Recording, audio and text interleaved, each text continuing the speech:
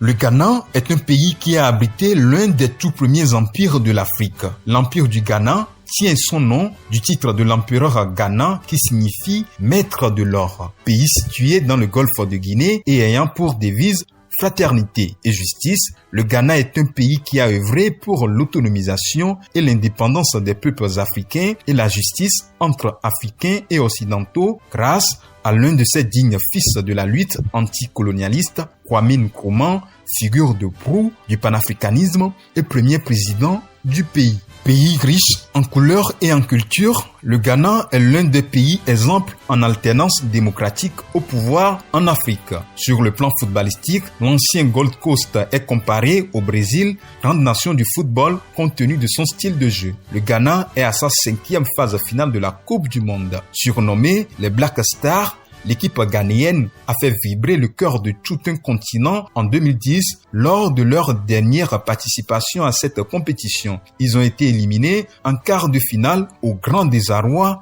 des Africains par les Uruguayens au tir au but. Les Black Stars vont chercher à prendre la revanche sur la Céleste de l'Uruguay et surtout Luis Suarez. Aujourd'hui, les hommes ont changé, mais le style de jeu demeure le même. L'équipe a perdu en intensité et en qualité de jeu, ce qui illustre le fiasco pendant leur participation à la dernière Coupe d'Afrique des Nations au Cameroun en 2021. Cependant, l'équipe des Black Stars du Ghana demeure toujours une bonne équipe sur le terrain. Les coéquipiers de Jordan Ayew et la génération montante doivent batailler dur pour sortir de cette poule H. Otto Addo, ancien international et actuel sélectionneur du Ghana, ayant pris la tête de l'équipe après le limogeage du Serbe Milovan Rajevac à moins de 2 mois des barrages pour le mondial, doit forger l'équipe sur de nouvelles bases pour espérer le miracle.